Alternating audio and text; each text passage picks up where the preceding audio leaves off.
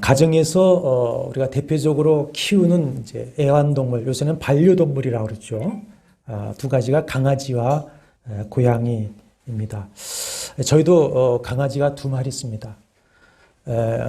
제 아내와 딸이 호시탐탐 고양이도 노리고 있지만 그때는 제가 가출한다고 지금 엄포를 놓고 있는 중이기도 합니다. 근데 개와 고양이는 그 생각이 다르다고 그래요. 저도 어떤 때는 걔네들 생각이 참 궁금합니다.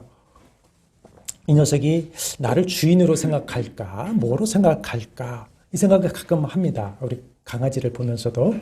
근데 걔는 인간을 신으로 한다고 그래요. 왜냐하면 사람이 자기에게 밥도 주고 또 사랑도 해주고 잠잘 수 있는 집도 제공해 주니까 사람이 신이다 이렇게 생각한다고 그러고, 반면에 고양이는 자기를 신으로 생각한다고 그래요. 왜냐하면 사람이 자기에게 밥도 받쳐주고 사랑도 받쳐주고 잠자리까지 받쳐주니까 그렇습니다. 제가 이렇게 보니까 개는 이타적인 것 같아요. 사람 중심인 것 같고, 고양이는 자기 중심인 것 같아요. 좀 이기적인 것 같아요. 개는 사람을 의지하며 함께 이렇게 살아가지만 고양이는 자신의 공간에 사람이 들어와 있다 이렇게 생각한다고 하는 것이죠. 각자 취향이 다릅니다만은 고양이보다는 강아지를 더 좋아하고 애완동물이나 반려동물로 키우는 것을 볼 수가 있습니다. 저도 이 애완동물을 굉장히 싫어했는데 이제 좋아하게 되어졌고요. 그래서 홀로 계신 분들, 노인들한테 이 강아지 같은 반려동물이 있으면 참 좋겠다. 정신건강상 또 육체건강상 외롭지 않고 참 좋겠다 이런 생각을 해서 이제 고민을 하게 됩니다. 홀로 계신 분들은 예쁜 강아지를 하나, 밝은 강아지를 하나 키우면 좋겠다 고민을 하게 됩니다. 근데 고양이보다는 강아지를 더 좋아하고 더 키우는 그만한 이유가 있는데, 고양이라고 하는 녀석은 10번을 잘해주다가 한 번 서운하게 하면 그것을 기억하고 이제 주인을 멀리 하는데, 강아지들은 10번 서운하게 하다가도 한 번 잘해주면 그걸 기억하고 주인을 따르고 충성하죠. 그래서 참 이렇게 가끔 보면 주인이 그렇게 학대를 하는데도 불구하고 밥을 주고 한 번씩 잘해주는 것을 가지고 반기고 따르고 이렇게 충성하는 것을 볼 수가 있습니다. 우리 집 강아지 한 마리도 이 똥오줌을 잘하다가도 엉뚱한 대로 합니다. 그래서 제가 한번 또 야단을 이제 치죠. 야단 치면 또 벌벌벌 톱니다. 그렇게 야단 치고 나서면 또 제가 안아주죠. 그런데도 금방 또 잊어버리고 반갑다 그러고 좋다 그러고 그렇게 하니까 또 품게 됩니다. 이 세상에는 이 고양이 같은 사람이 있고 강아지 같은 사람이 있는 것 같습니다. 그럼 여러분 자신은 하나님 앞에서 고양이 같은 사람입니까? 강아지 같은 사람입니까? 하나님은 우리의 주인이시고 우리는 그 은혜로 사는 줄로 믿습니다. 하나님이 고양이 같은 사람을 좋아하시겠습니까? 강아지 같은 사람을 사랑하고 쓰시겠습니까? 한 가지 묻겠습니다. 여러분은 지금 삶의 보람을 느끼면서 행복하십니까? 사람은 언제 보람을 느끼고 행복하겠습니까? 누군가로부터 사랑받고 사랑할 수 있을 때 행복하다고 합니다. 소망을 꿈꿀 수 있을 때에 행복하게 되는 것이고, 무엇인가 자신이 거기에 빠져서 일할 수 있는 일거리가 있고 열매가 있을 때에 보람을 느끼고 거기서 사람은 이제 행복해 하는 것이죠. 일제기 18세기에 스위스 사상가 교육가인 장자크 루소, 이 사람은 청교도입니다. 뭐라고 했냐면, 이 세상에서 사람은 두 번 태어난다. 한 번은 존재하기 위해 태어나고 또 한 번은 일하기 위해 태어난다 그랬습니다. 요한복음 3장에서 예수께서 니고데모와의 대화에서 사람이 물과 성령으로 거듭나지 아니하면 하나님 나라를 볼 수 없느니라, 하나님 나라에 들어갈 수 없느니라 했습니다. 구원받기 위해서는 몇 번 태어나겠습니까? 두 번째 태어나야 됩니다. 하나님의 부르심에도 두 가지가 있습니다. 소명이라고 그러죠. 첫 번째는 구원을 위한 부르심이 있습니다. 니고데모에게 말씀하신 것처럼 성령으로 우리를 부르시고 믿고 거듭나게 하셔서 구원을 얻게 하시는 부르심이 있습니다. 구원을 위한 부르심입니다. 두 번째는 사명을 위한 부르심이 있습니다. 구원받은 성도 중에서 하나님의 나라와 의를 위해서, 복음의 일을 위해서 부르시는 것이죠. 근데 이 부르심은 믿는 자에게만 있는 것이 아니라 하나님의 일반 은총 안에서 하나님의 뜻을 이루기 위해서 불신자도 불러 사용하시기도 합니다. 성경의 예를 들면 이스라엘을 바벨론의 포로에서 해방해서 가나안으로 귀환시키기 위해서 메데바사, 페르사의 고레스를 불러 사용하시기도 했습니다. 사도 바울은 디모데전서 1장 12절 15절에서 죄인 중에 괴수인 나를 긍휼히 여겨 구원해 주셨는 것만도 감사한데 그 넘치는 은혜 안에서 나를 충성되이 여겨 직분을 맡기심에 감사한다. 이렇게 말을 하고 있습니다. 이와 같이 피조물은 창조주께 사랑받고 인정받으면서 쓰임을 받고 그 열매를 거두는 보람에서 행복을 느끼게 되는데 이것은 이 땅의 삶으로 끝나는 것이 아닙니다. 사후의 영원한 행복으로 이어지는 것이죠. 그러므로 진정하고 영원한 행복을 원하신다면 하나님을 사랑하시고 또 하나님의 사랑을 받는 성도가 되시기를 바랍니다. 그리고 하나님을 위해서 일하시고 쓰임받는 성도가 되시기를 바랍니다. 그런데 구원을 위한 부르심은 일방적인 은혜이지요. 그러나 쓰임을 받는 것은 하나님이 부르실 때에 거기에 순종하고 거기에 합당한 자가 되어야 한다는 것입니다. 영국 속담에 왕의 밥그릇도 깨지면 강아지 밥그릇 된다, 이런 속담이 있습니다. 디모데후서 2장 20절에 큰 집에는 금그릇과 은그릇뿐 아니라 나무 그릇과 질그릇도 있어 귀하게 쓰는 것도 있고 천하게 쓰는 것도 있다 하셨습니다. 교인이고 성도라고 해서 다 하나님께 쓰임을 받는 것은 사실은 아닙니다. 소명을 받았지만 거부하는 자가 있고 소명에 응했지만 끝까지 쓰임을 받지 못하고 쓰임에 버림을 받는 사람이 있는가 하면 끝내 쓰임에 성공하는 성도도 있는 것입니다. 오늘 본문 15장 35절과 또 11절에 보면 여호와께서 사울을 이스라엘 왕으로 삼으신 것을 후회하셨습니다. 그리고 새롭게 이새의 아들 중 다윗을 택하여 세워서 사용하십니다. 그러니까 버림받는 자의 대표로서의 사울, 쓰임받는 사람의 대표로서의 다윗을 예를 들고 있는 것이죠. 그래서 오늘은 사울과 다윗을 비교하면서 왜 사울은 버림을 받았고 다윗은 끝내 쓰임을 받는 사람이 되었는가를 살펴보면서 우리 자신도 하나님께 사랑받고 쓰임받는 성도가 되기 위해서 어떻게 해야 할 것인가에 대해서 말씀을 받고자 합니다. 여러분, 사도행전 13장을 한번 보십시오. 사도행전 13장에 신약성경 209쪽에 보시면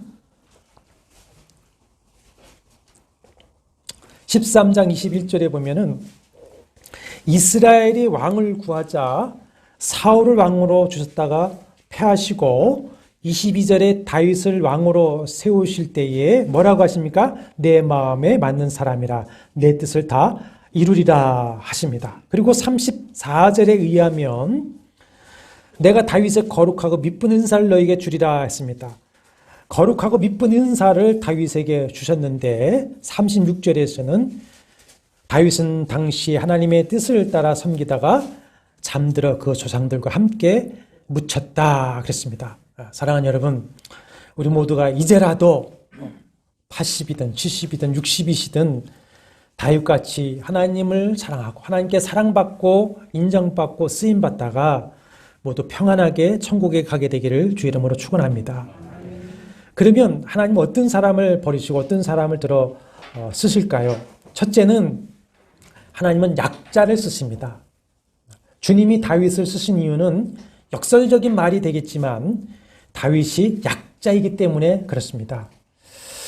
하나님께서 이새의 아들 중에서 한 왕을 보시고는 사무엘 선지자를 보냅니다. 그 이새가 누구인가 하면 우리가 지지난 시간에 룻기에 대해서 말씀을 나눴는데 룻기에서 룻과 보아스에서 나온 아들이 오벳이고 그 오벳의 아들이 이새입니다. 이새. 그러니까 사람에게 인애를 하나님께 충성해서 과부 나무의 회복자가 되어준 그 룻과 또 보아스에게 하나님의 복을 주시는 과정이 여기도 지금 나타나고 있는 것이죠. 사무엘 선지자가 주님의 명령을 받고 이제 이새의 집에 갑니다. 이새는 7 아들과 함께 성결하게 하고 사무엘 앞에 섭니다. 첫째 엘리압을 보니까 6절 이하에 보면 그의 키와 용모가 마음에 듭니다. 그러나 하나님은 내가 이미 그를 버렸노라. 7절에서 이렇게 말씀을 하십니다. 7 아들이 다 지나가도록 하나님의 응답은 이들을 택하지 않았다. 이렇게 하십니다. 분명히 하나님이 이새의 아들 중에서 택해 기름을 부어 세우라 하시는데 다 아니다. 다 택하지 않았다 하시니까 사무엘이 이새에게 아들들이 다 여기 있느냐 물으니까 11절 중반에 보시면 중요한 말이 나옵니다. 대답이 나옵니다. 아직 막내가 남았는데 그는 양을 지키나이다. 그렇습니다. 아직 막내가 남아 있습니다만은 지금 양떼를 치러 나가고 없습니다. 이런 말입니다. 자, 여기 막내라고 하는 말, 다만 단순하게 형제 서열의 막내라는 의미만을 지금 가지고 있지는 않습니다. 자, 막내라도 아버지의 마음에 기대가 있다면 그 양 지키는 일은 하루 다른 사람한테 부탁을 하고 그 자리에 데리고 왔을 것입니다. 근데 아버지 보기에 그 아들은 영 신통한 구석이 없는 것이죠. 그래서 선지자를 만나고 왕이 될 만한 인물이 못 되었습니다. 그래서 세번역에 따르면 막내가 남아있기는 합니다만 합니다. 그 만이 뭡니까? 얘는 미치지 못합니다. 이런 얘기입니다. 형제들의 생각도 마찬가지였죠. 막내, 너는 양이나 지키고 있어. 이랬을 것이고, 이렇게 부모도 형제도 다윗을 인정하지 않았고 아마 다윗도 자신을 그렇게 여겼는지 모릅니다. 자신도 자신을 나는 그럴 만한 인물이 못 돼. 그렇게 부정했을는지 모릅니다. 그러니까 나라의 지도자요 하나님의 선지자가 자기 집에 오셨고 더구나 왕될 자를 택해 기름을 붓겠다고 하면 기를 쓰고 집에 와서 혹시나 하고 기대를 하고 있을 터인데 그렇게 하지 않고 있는 겁니다. 그러나 하나님의 관점과 사람의 관점은 다릅니다. 하나님은 그를 보셨고 인정하시고 그를 택하셨습니다. 바로 여기에 우리가 하나님께 인정받고 쓰임받는 길이 있는 것이죠. 사랑하는 여러분, 하나님께 인정받고 쓰임받기를 원하십니까? 자기 자신이 막내인 것을 알고 인정하셔야 됩니다. 하나님은 교만한 자를 대적하시고 스스로 약한 자를 여기고 겸손한 자를 때가 되면 높여 사용하신다고 말씀을 하셨습니다. 사울이 왕이 될 때와 버림받을 때의 이유가 여기 있습니다. 5장 17절에 보시면 사무엘 선지자가 사울 왕을 책망해서 하는 말 중에 15장 17절입니다. 왕이 스스로 작게 여길 그때에 이스라엘 지파의 머리가 되지 아니하였나이까?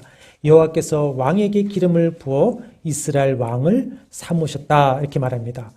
그런데 이제 왕이 되고 권세와 부를 가지니 어떻게 되었습니까? 교만해지고 욕심이 생겨서 불순종합니다. 13장에 보면 블레셋과의 싸움을 앞두고 이제 사무엘을 기다리다가 못해서 제사장이 하는 제사를 몰권해서 집례합니다. 아마 내가 왕인데 뭐 집례 못할 게 뭐가 있어. 내가 이 제사를 집례해도 하나님이 그들을 받으실 거야 라고 하는 교만한 마음이 있었던 것이죠. 그리고 이 가나안의 전쟁은 여호와의 전쟁입니다. 그냥 전쟁은 싸워 이기면 군사들이 다 전리품을 나눠 가진 것이지만 여호와의 전쟁이기 때문에 전리품은 다 누구의 것입니까? 여호와의 것입니다. 근데 그 여호와께서 아말렉을 진멸하고 다 죽여라 그랬습니다. 다 불태우고 부수고 죽여버려라. 명령을 했습니다.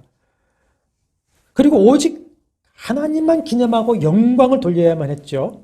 그런데 15장에서 아말렉을 진멸하라는 하나님의 말씀을 순종하지 않고 자신의 욕심을 채우려고 15장 9절에 보면 가치 없고 하찮은 것은 진멸하고 좋은 짐승들은 살려 챙깁니다. 그러면서 그것을 책망하는 선지자에게 우리가 하나님께 좋은 것으로 제사하려고 남겼다. 백성들이 그렇게 했다라고 하면서 정직하지 않게 하나님 핑계, 백성 핑계, 거짓말을 하고 있습니다. 또 하나님께서 승리하게 하셨으니 하나님께만 영광을 돌리고 하나님을 기념해야 되는데 12절에 보면은 자기를 위하여 기념비를 세웁니다.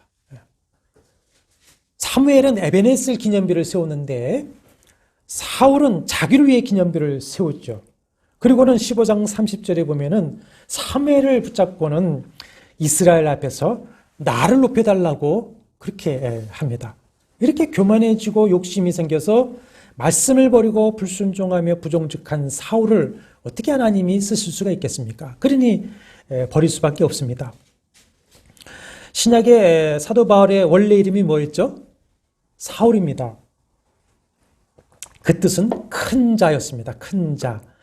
그는 철저한 율법주의자인 바리새인이요, 당대의 최고 지식인이요, 권세를 가지고 있는 큰 자였습니다. 그래서 그 교만한 마음을 가지고 예수를 대적하고 교회를 핍박했습니다.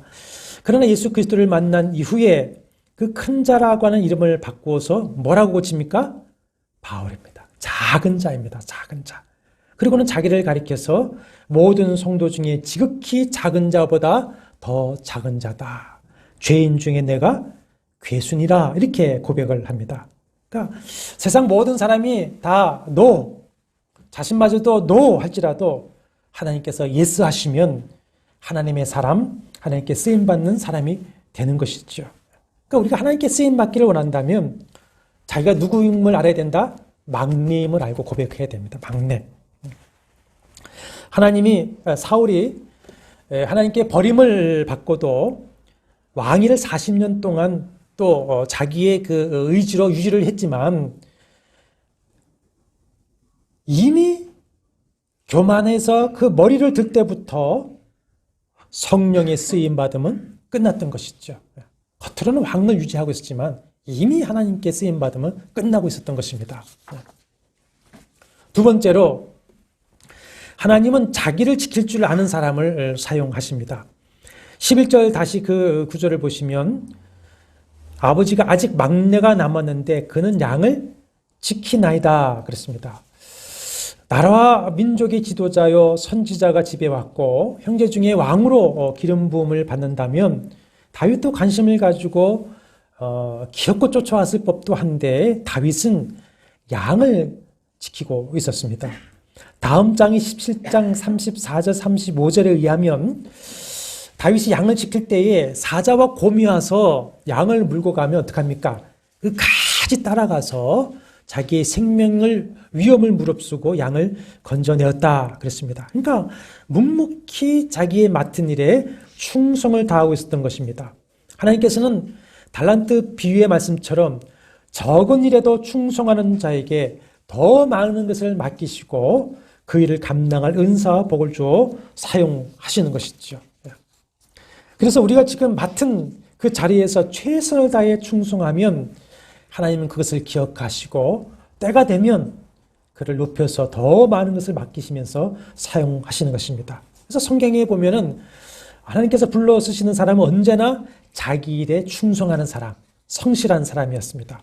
특별히 양을 치고 있다는 말은 성경에서 굉장히 영적인 의미를 지니고 있습니다. 모세가 언제 쓰임을 받았습니까? 애국 궁정에서 왕자로 있을 때가 아닙니다. 그때 소명받고 쓰임받은 것이 아니라 미디안 광야에서 양을 치고 있을 때에 부름을 받았습니다. 그러니까 다윗 역시 양을 치고 있을 때에 부름을 받았다고 하는 것은 장차 하나님의 양떼 이스라엘의 목자가 될 것이라고 하는 것을 암시한 대목입니다. 그래서 에스겔 34장 23절 24절에 보면 하나님께서 종 다윗을 이스라엘의 목자로 세워 왕이 되게 하셨다 그렇게 말씀을 하고 있습니다.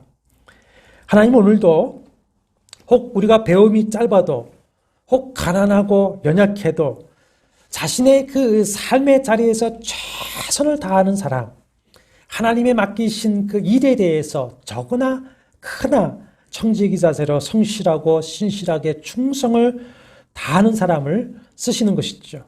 그러나 아무리 뭐 배움이 많고 재능이 많고 그럴지라도 책임감이 없는 사람, 성실하지 못한 사람, 사명감이 없는 사람, 게으른 사람 사용하지 않습니다.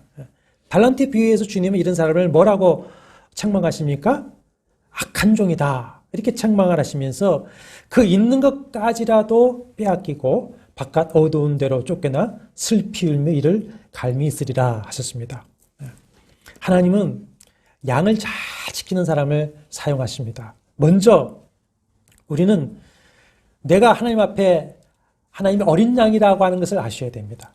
그렇기 때문에 자기라고 하는 양을 잘 지켜야 됩니다. 누구요?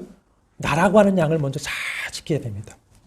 목자이신 주님과 늘 교통하고 친밀히 관계를 맺으면서 믿음으로, 믿음 안에서 성실하고 충성단자가 되어야 됩니다. 그래서 세상의 그 어떤 유혹과 도전 속에서도 이 자신이라고 하는 양을 잘 지키셔야 됩니다. 잘 지켜야 됩니다. 그리고 내게 맡겨진 양들을 잘 지켜야 됩니다. 동생 아벨을 들로 유인해서 돌로 쳐 죽이고는 땅에 묻은 가인에게 하나님께서 이 동생 아벨이 어디 있느냐 물으십니다. 그래서 가인이 뭐라고 대답했는지 아십니까? 제가 알지 못합니다. 내가 내 아우를 지키는 자니까 이렇게 대답을 합니다. 하나님이 어디 있느냐 이렇게 물었는데 뭐라고 대답한 겁니까? 내가 지키는 자니까 그랬습니다. 그것은 뭡니까? 동생을 지켜야 한다는 것을 아는 책임감을 아는 대답이죠. 그것이 인간의 본성입니다. 이같이 우리는 하나님 앞에 양된 자신을 지킬 뿐만 아니라 주님께서 내게 주신 양들을 지켜야 됩니다. 교회에서 주님의 양무리를 지켜야 됩니다. 여러분 가정에서 가족이라고 하는 양무리를 지켜내셔야만 합니다. 지금 짐승에 잡혀 신음하는 이웃이라고 하는 구원할 양들을 또 우리가 지켜내야만 합니다. 그런 자를 사용하시는 것이죠. 형들은 자기의 이익과 목적을 따라 다 떠났지만 그 자리에 책임감을 갖고 지키고 있는 그 모습, 여기에 다윗이 하나님께로부터 이스라엘의 목자로 쓰임받을 이유가 있었던 것입니다.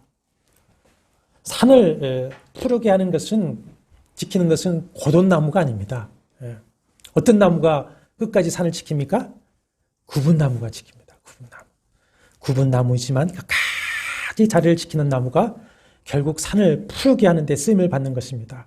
그러므로 혹시 인간적인 관점에서는 내가 구분나무 같을지라도 그러나 자기를 잘 지키고 또 양을 잘 지키고 그 목장을 잘 지키셔서 하나님께 인정받고 쓰임받게 되기를 축복합니다. 세 번째, 하나님은 중심을 보십니다. 하나님께서 다윗을 선택하신 가장 분명하고 확실한 이유가 본문 16장 7절에 나옵니다. 같이 한번 다시 읽어보시겠습니다. 여호와께서 사무엘에게 이르시되 그의 용모와 키를 보지 말라. 내가 이미 그를 버렸노라. 내가 보는 것은 사람과 같지 아니하니 사람은 외모를 보거니와 나 여호와는 중심을 보느니라 하시더라. 다윗의 형들은 뛰어난 용모와 키를 다 가지고 있었지만 하나님은 그 외모를 보지 아니하시고 뭘 보십니까? 다윗의 중심을 보셨습니다. 중심을 보셨습니다. 66장 1절에서도 그 아들 중에서 내가 한 왕을 보았느니라 했는데 무엇을 보아하셨던 겁니까? 다윗의 외모가 아니라 뭘 보아하셨습니까? 중심을 이제까지 보셨던 것이죠. 용모와 키가 의미하는 것은 우리 인간들이 내세울 수 있는 모든 장점을 말하죠. 고린도후서 4장 16절에 말씀하고 있는 겉사람입니다. 겉사람. 사람들은 용모와 키, 겉사람으로 평가하고 선택을 합니다. 그러나 하나님의 평가 기준은 겉사람이 아니라 뭡니까? 속사람입니다. 속사람. 중심입니다. 이 중심이라고 하는 히브리어 레바브라고 하는 말은요. 번역할 때 마음, 심장 이렇게 번역을 하는데 히브리의 그 성경의 개념의 레바브라고 하는 이 중심, 마음은 뭐냐면 우리의 영혼과 전 인격의 좌소입니다. 그러니까 우리의 신앙과 인격의 좌소로서의 마음이 그 중심입니다. 그러니까 속사람이죠, 속사람. 겉사람이 아니라 속사람. 로마서 8장 27절에서도 하나님은 마음을 살피신다 그랬습니다. 근데 잠언서 20장 11절에 보면 비록 아이라도 자기의 동작으로 자기 품행이 정결한 여부와 정직한 여부를 나타내느니라 했습니다. 그 중심, 마음은 뭐로 나타납니까? 성품, 언행, 삶으로 드러나게 되어져 있습니다.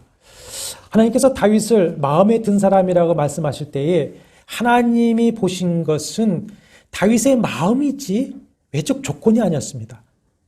그의 속사람이었지 겉사람이 아니었습니다. 반면에 사울은 어떠냐면은 9장 2절에 보면은 준수한 소년이라 이스라엘 자손 중에 그보다 더 준수한 자가 없고 키는 모든 백성들보다 어깨 이만큼 더 컸더라 그랬습니다. 자, 10장 23절 24절 한번 찾아보십시오. 사울이 백성 앞에서 왕으로 세워질 때의 모습이 있는데 10장 23절 24절에 그가 백성 중에 선이 다른 사람보다 어깨 위만큼 컸더라. 사무엘이 모든 백성에게 이르되 너희는 여호와께서 택하신 자를 보느냐? 모든 백성 중에 짝할 리가 없느니라 하니 모든 백성이 왕의 만세를 외쳐 부르니라 그랬습니다.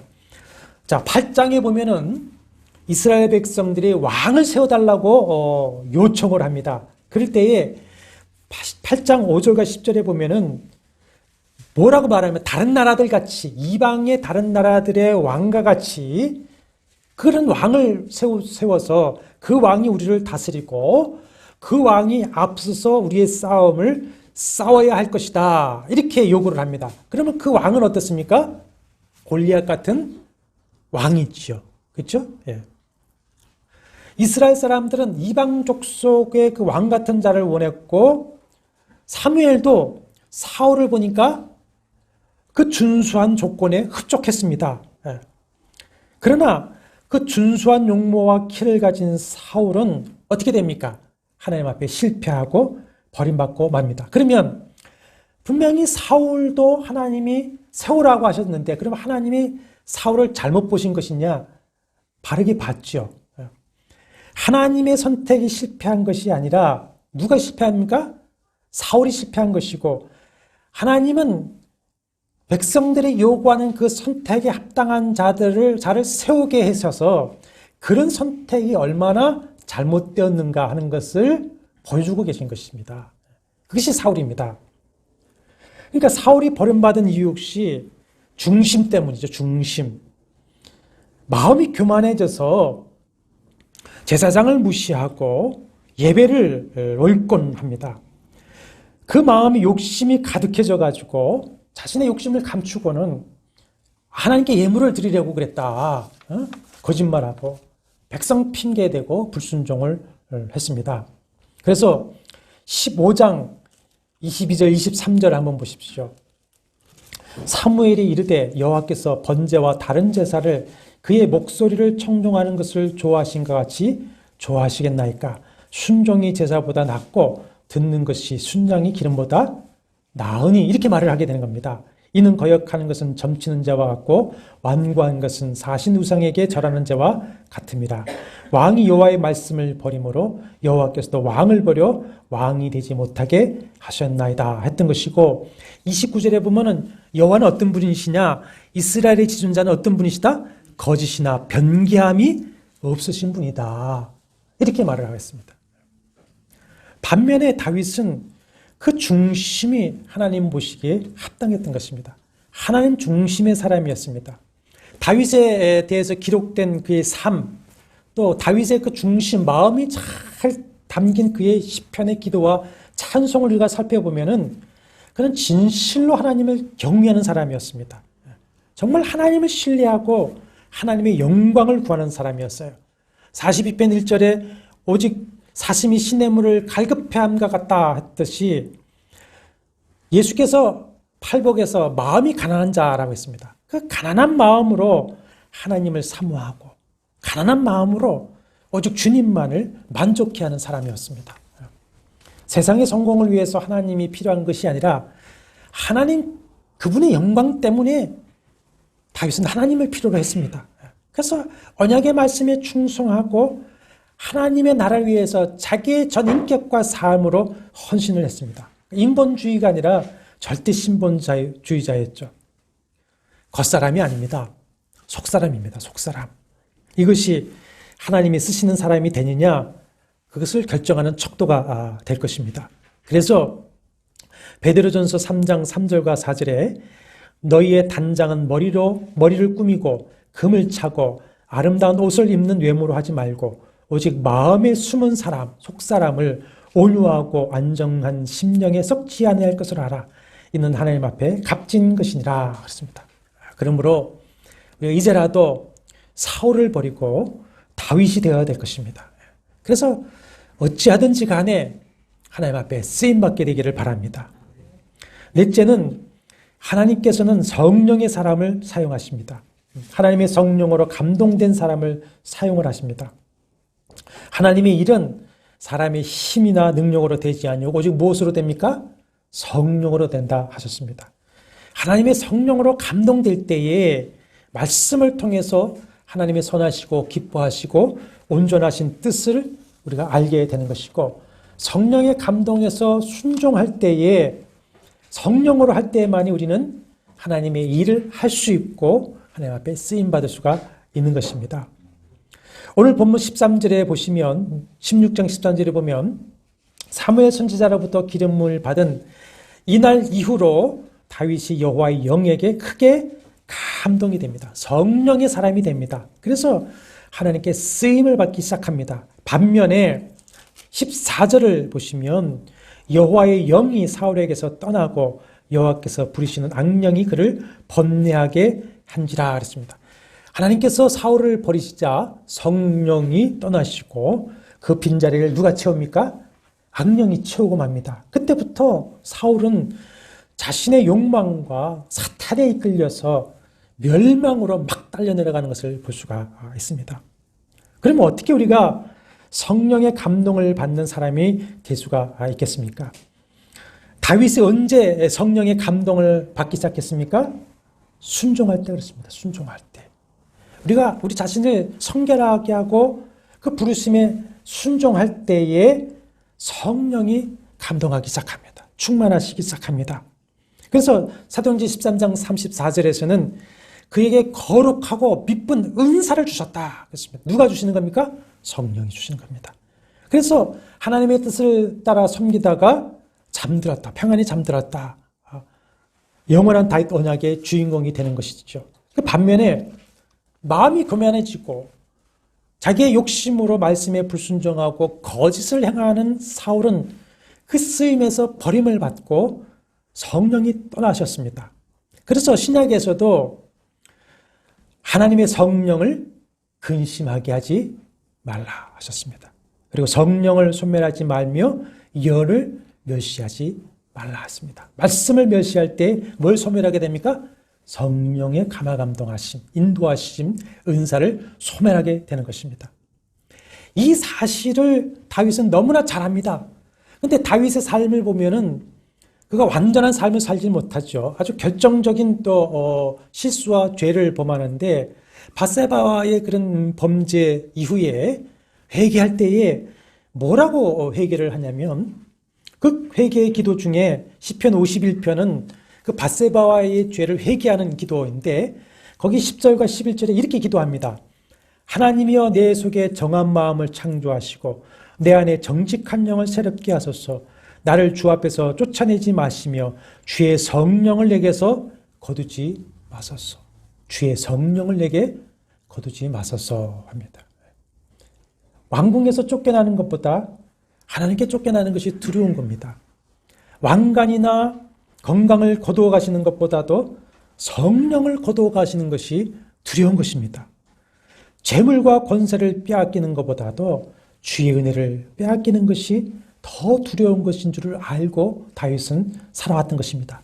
그래서 그 모든 것보다도 이때의 심정은 주님, 내 잘못 때문에 내가 왕관을 빼앗기고 왕궁에서 쫓겨나고 거리에 나갈지라도 뭐만은 거두지 말라는 겁니까? 성령님만은 거두지 말아 주십시오.